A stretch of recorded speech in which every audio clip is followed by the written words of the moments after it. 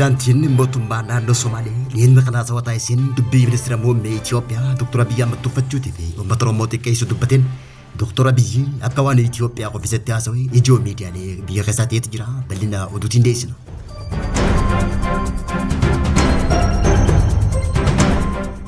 موتومبان إسرائيل جرو أمانتنا بقتوت إثيوبيا كما تملك من كندين كل قرطمبا قافتشون إسرائيل كيس جراتا جران وكام صوفي biyya ari'uu eegalee jira hanga ammaatti lammiileen Itoophiyaa dhibbaa lakkaa'aman mana hidhaa Israa'el seensisuun dhaga'ame bal'ina oduutiin dhiyeesse.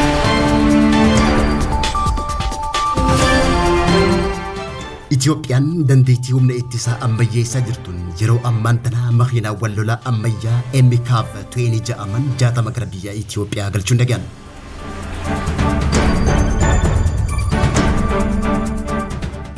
Dulli waraanaa Iraan irratti gaggeeffamaa jiru suuta irrachaa akka deemu pirezidaantiin Ameerikaa Doonaald Tiraamp ibsa kennuun dhaga'ame. Daawwattootaa fi hordoftoota lammii miidiyaa nageenya keenya bakka jirtan maratti isin dhaqqabu kanneen amma isin dhageessan hangafoota oduu lammii miidiyaati amma bal'ina oduutti aansina. Pirezidaantiin mootummaa naannoo Somaalee obbo Mustafaa Mohammad Umar haasawaa dhiyeenya kana hooggantoota Somaalee dura taasiseen Itoophiyaan biyya kuftee jirtu jechuudhaan dubbate. Naannoo Somaalee biyya taasisee ijaaruuf karoora qabaachuu isaa kan dubbate obbo Mustafaa Mohammad Umar haasawaa isaatiin wayita gara aangootti dhufu pirezidaantii naannoo Somaalee duraanii obbo Abdiillee wayita aangorraa kaafamutti akkamitti gara aangootti akka dhufes ibsate jira. Obbo Mustafaan wayita aangootti dhufu haala waraanaa hamaa ta'e keessattiin gara aangootti dhufe garuu kanaan booda hoogganaan ana booda filamu hin jiru garuu Abiyyi Ahmad aangorra naqasuuf fedhii akka qabu argeetiin jira garuu odoon hin kaafamne duratti isaatu qofa jechuudhaan osoo filannoo walabaa fi haqa qabeessa ta'een hin gaggeeffamin mootummaan imaanaa ta'uuf yaalaa jirraa jechuudhaan filannoo marsaa torbaffaa mootummaan Itoophiyaa adeemsuuf deemus qeeqee jiraachuun ibsame. Ani Dagabuurirraa miseensa paarlaamaa ta'ee nan filama. Filannoo booda pirezidaantii ta'uu fi dhiisuun anaaf dhimma kiyyaa miti. Wanti guddaan uummanni naannoo kanaa walabaan bakka boota isaa akka filatu gochuudha jechuudhaan filannoo biyyaalessaa marsaa jaaffaa kan bara 2013 dursee adeemsifamee akka tures obbo Mustafaa Mohammad Umar dubbatee jira. Pirezidaantiin Mustafaan gama biraatiin filannoo marsaa torbaffaan tun filannoo haqaa taate jee hin amanu jechuudhaan wayita qaamoleen siyaasaa biyya keessatti qawween wal waraanaa jiran kanatti filannoowwan adeemsifamtu natti hin fakkaatu. Itoophiyaa biyyi jaamtu amma kufuuf qarqara gubbaa jirti. Wanni hubachuu qabdan nuti waggoota 5 dabran kana qawwee tokko malee if ijaaruu dandeenyetti jirra. Amma ollaa keenya Oromoo yoo fudhattan ofumaaf qawwee wal ajjeesaa jiru. Ofii wal waraanaa biyya ijaaramtu hin jirtu jechuudhaan nuti ammoo odoo qawwee takka hin dhukkaafne biyya hayyootaan guutamtee ijaarrannaa jechuudhaan dubbate.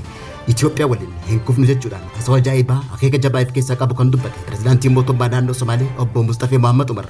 Kana malees kanaan dura haasawaa wal fakkaataa akkanaa taasiseen pirezidaantiin naannoo Somaalee kun Dr. Abiyyi egaa aangootti dhufee dhibbantaa 2 hojjetee jira jechuudhaan haasawaa tuffii taasisee jiraachuu miidiyaan Itoo Fooram gabaasetti jira.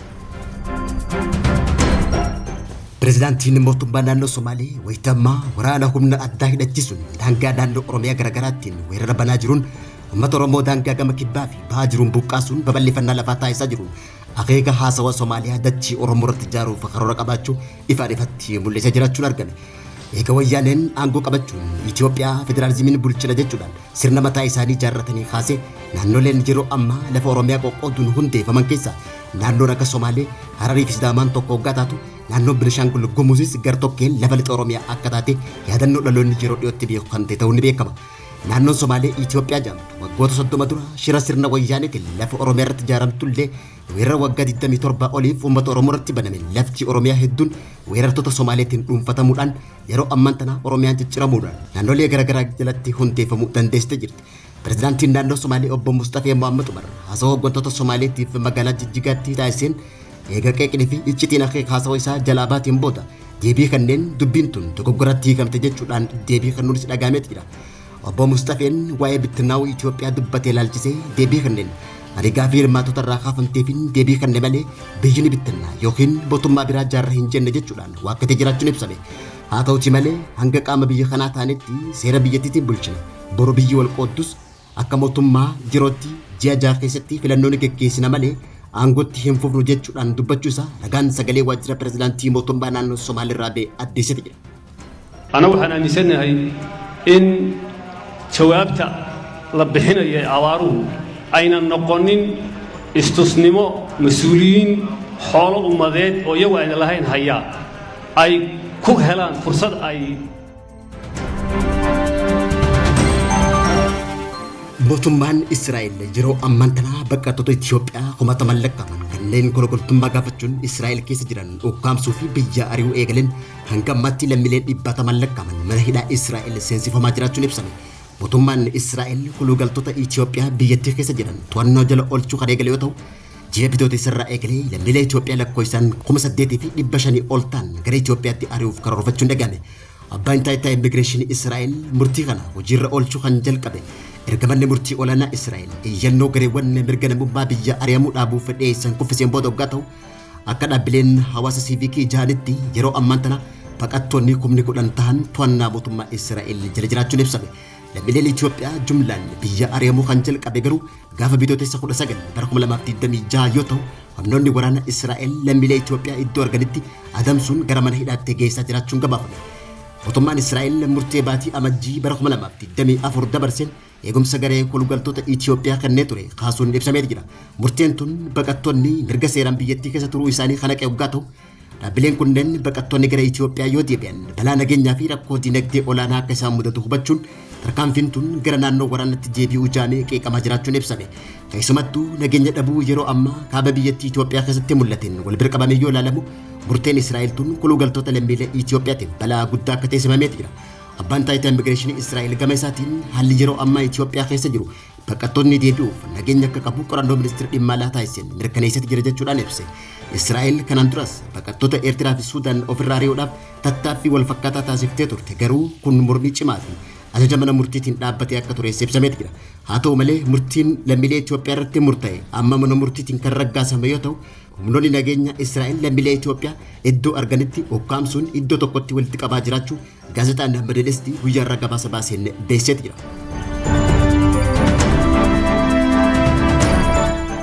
Itoophiyaan dandeettii humna ittisaa isii ammayyeessaa jirtuun yeroo ammaan tana makiinaawwan lolaa ammayyaa MKF-20 jedhaman 60 gara biyyaa galchuun dhagahame. Raayyaan ittisa biyyaa Itoophiyaa dandeettii teekinooloojii fi hidhannoo isaa saffisiisuu fooyyessaa yeroo jirutti makiinaawwan waraanaa hidhannoo qaban MKF-20 jedhamu dabalataan 60 ta'an biyya alaatirraa galchuun ibsame. Geejjibni haaraan kun qaama karoora tarsiimoo ministeera ittisa biyyaa meeshaalee waraanaa ammayyaatiin waraana cimsuuf qopheesse waggaa ta'u, makiinaaleen lolaa ammayyaa'oon MKF-20 jedhaman kun ergama lolaa fi nageenya ulfaataaf addatti kan qophaa'an ta'uun ibsamee jira. Makiinaawwan lolaa ammayyaa'oon Itoophiyaan dabalatte kunneen ibiddaa fi dhoo'insa boombii sadarkaa olaanaa dandamachuu kan danda'u waggaa ta'u, meeshaalee qunnamtii fi hordoffii sadarkaa olaanaa kan qaban ta'uun ibsamee jira. Odeessa waraanni kun lafa rakkisaa kamuu keessatti hojii itti kenname bu'aa qabeessa ta'een akka raawwatu dandeettii guddaa kan kennamuuf makiinaalee waraanaa gara biyyaatti galchuun sochii waraanaa dabaluu qofa otoo hin taane dandeettii hojjettoota isaa haleellaa irraa eeguun haala kam keessattuu kan guddisu ta'ulleen ibsamee jira. Itoophiyaan humna namaa qofaan otoo hin taane meeshaalee waraanaa fi teekinooloojii ammayyaatiin ammayyeessuuf tattaaffii taasiftuun eegumsa abbaa biyyummaa biyyattii caalatti eegumsa kan taasiftu ta'uu ragaan humna ittisarraa ba'e mul'isee jira. Pireezidaantiin Ameerikaa Doonaald Tiraamp guyyaarraa ibsa kanneen dulli waraanaa Iraan irratti gaggeessaa jiru suuta irrachaa deemaa jechuudhaan ibse. Pireezidaantichi ibsa isaa keessatti Ameerikaan dandeettii waraanaa Iraan dadhabsiisuun waraana kana xumuruuf karoorfattee hojjechaa akka jirtu himuudhaan karoorri isaanii gara xumuraatti dhiyaachaa jiraachuu beeksise. Dulli waraana Iraan waliin eegalle kun suuta xumuraa argachaa jira jechuudhaan kan dubbate pireezidaantiin Ameerikaa Doonaald Tiraamp haa ta'u malee ammoo biyyoonni daandiin hulaa galaanaa Harmuz fayyadaman nageenya isaanii eeggachuu akka qaban pireezidaantichi akeekkachiisa dabarse. Kana malees Tiraamp ibsa isaatiin Ameerikaan waraana lafoo gara Iraanitti bobbaasuuf karoora qopheessaa akka jirtu himuudhaan ammaaf ammoo marii waliigaltee dhukkaasa dhaabuu taasisuuf fedhii akka hin qabnes dubbatee jira. Gama biraatiin sababa waraana kanaa gabaan bobaa addunyaa mudatee tasgabbeessuuf Ameerikaan uggura bobaa Iraan irratti keessee jirtu yeroof kaasuun dhagahame. Waraanni torbee sadiif itti fufe kana keessatti Israa'el haleellaa misaa'ilaa cimaa magaalaa guddoo Iraan Teeraanii fi Libaanos irratti raawwachuun akkasumallee gareen Hezbollah haleellaa deebii fudhateen kaaba Israa'elitti buufata waraanaa faayidaan jaamutti haleellaa raawwachuun isii ibsamee jira. Pireezidaantiin Ameerikaa Doonaald Tiraamp ammaaf waliigaltee dhukkaasa dhaabuutiif fedhii hin qabu jechuudhaan haa dubbatu malee Iraan ammoo Tiraamp dursuudhaan waliigaltee dhukkaasa dhaabuu wayita gaafatutti Iraan ammoo waliigaltee Tiraamp gaafate kana diduun ni yaadatama. Yeroo ammaan tana إيران حليلا حلو بهو اتفوفتن بيوتا باجي توغليسا كيستي بفتالي ورانا أمريكا رتي تركان في فلت شاجرات نفسنا هذا بخنان إيران إنجا خنا أكو مسودة ربيع ركوتين أمامو بيجي يونايتد عرب إمارات ركوتولا بلين يونايتد عرب إمارات مقالا يونايتد عرب إمارات قد نيساني أكبان ومنوني وراكس إيران بيجار رأكي كتشا دبرسون كبافمي